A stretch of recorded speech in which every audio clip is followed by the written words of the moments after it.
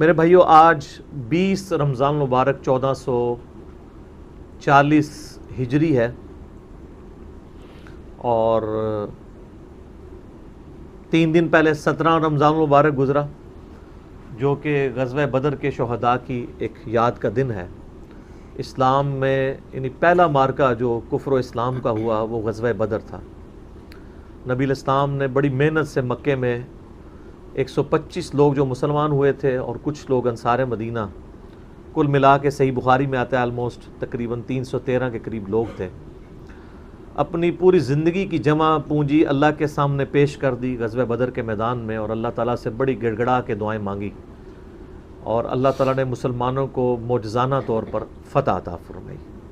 اور یہ اسلام کی پہلی فتح مستقبل میں 17 سال کے اندر بالآخر قادسیہ اور یرموک تک جانے والی تھی۔ اس وقت تو کسی نے سوچا نہیں تھا کہ 17 سال میں تینوں براعظموں میں اسلام کی دعوت پہنچ جائے گی، اس قتال اور جہاد کی برکت سے، جس کا باقاعدہ ایک سمبل کے طور پہ غزوہ بدر کو مانا جاتا ہے۔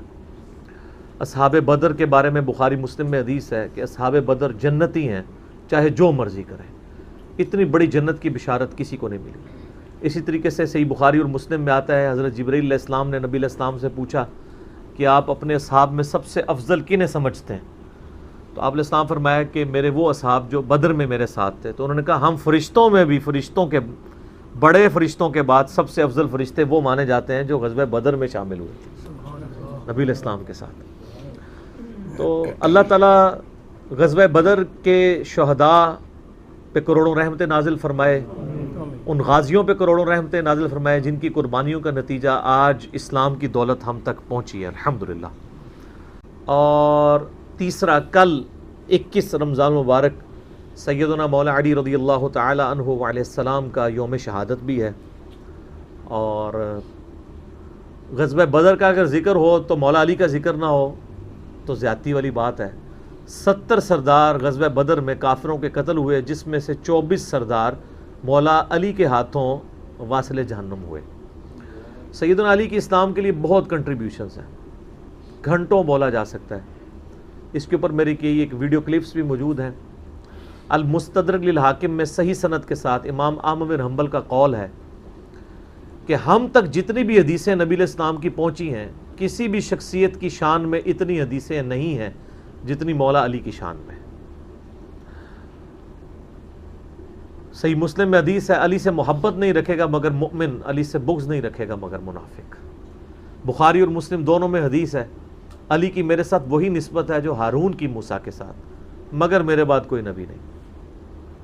بخاری اور مسلم دونوں میں حدیث ہے، کل میں اس شخص کے ہاتھ میں جھنڈا دوں گا جس سے اللہ اور اس کا رسول محبت کرتے ہیں، اللہ اور اس کا رسول اس سے محبت کرتے ہیں، وہ اللہ اور اس کے رسول سے محبت کرتا ہے، اور اللہ اور اس کے رسول اس سے محبت کرتے ہیں۔ اس سے بھی بڑی بات، صحابہ کہتے ہیں ہمیں پوری رات نیند نہیں آئی کہ وہ خوش نصیب کون ہے۔ تو نبی علیہ السلام نے خیبر کے موقع پر صبح کے وقت پوچھا علی ابن ابی طالب کو بلاؤ، ان کو آشوب چشم تھا۔ نبی علیہ السلام نے اپنا مبارک لعاب ان کی آنکھوں میں لگایا، شفا ہوئی، اپنے مبارک ہاتھوں سے زرہ باندھ کے روانہ کیا۔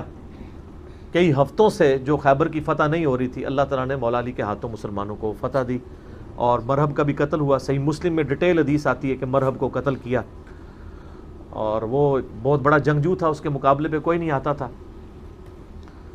پھر غزوہ خندق کے موقع پہ بھی آپ کو پتہ ہے، یعنی پوری زندگی ان کی بچپنے سے لے کے شہادت تک اسلام کے لیے قربانیاں ہی قربانیاں ہیں، نہ ختم ہونے والا ٹاپک ہے۔